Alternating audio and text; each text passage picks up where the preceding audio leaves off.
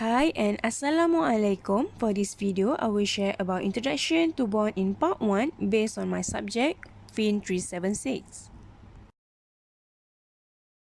First of all, my name is Nur Ain Afika Binti Ramli. I'm from JBA 1145J.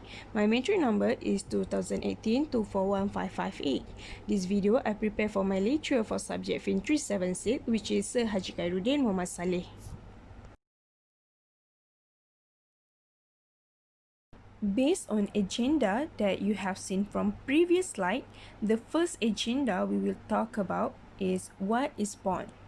Bond is a long-term fixed income security in which the issuer or borrower has agreed to pay fixed income payment for a specific period and to repay a fixed amount of principal at maturity to their bondholder or their lender. Moving to the next agenda, there are 5 parties in bond. The first one is issuer of debt security. For example, they have a government and their agency, corporation, commercial bank, and foreign institution. Moving for the second parties in bond, which is financial intermediaries, they have primary dealer and investment bank. While for government, pension fund, insurance company, mutual fund, they are under investor as a third parties in bond. Other than that, we have issuer and buyer of bond. Issuer of bond is either government or corporation that borrowing a specific amount of money from investor for a specific period of time.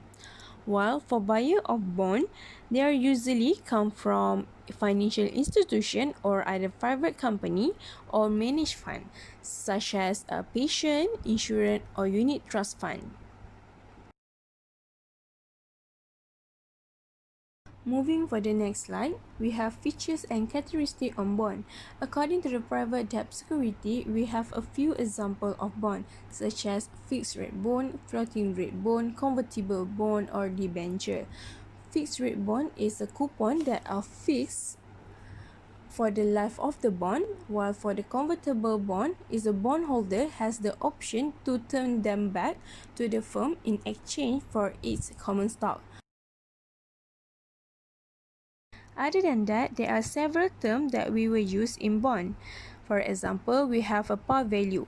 Par value is a principal amount at which issuer pay interest and which is repaid to the bondholder on the maturity date. Other term is coupon rate.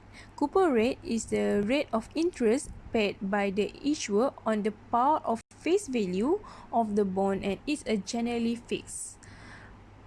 Next, we have bond indenture, the legal agreement or contract between bond issuer and bond trustee, which is who represent the bondholder. For the last agenda, what is advantages and disadvantages for issuing bond? Advantages for issuing bond, the firstly we get is obligation is limited to fixed interest payment.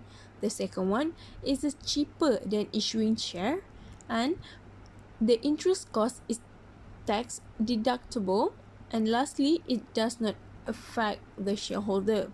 While for the disadvantages for issuing bond, the debt level will increase, which is risk will increase and increase of cost of capital. And also, interest payment are mandatory while their payment interest will reduce firm profit. Furthermore, we will talk about advantages and disadvantages in investing in bond. Firstly, the advantages, we have the lesser risk than equity capital. Next, we have the bondholder equal to secure creditor and can be traded even before maturity. Next, for the disadvantages, we have a long-term bond equal to volatile and sometimes fail to keep up with the inflation.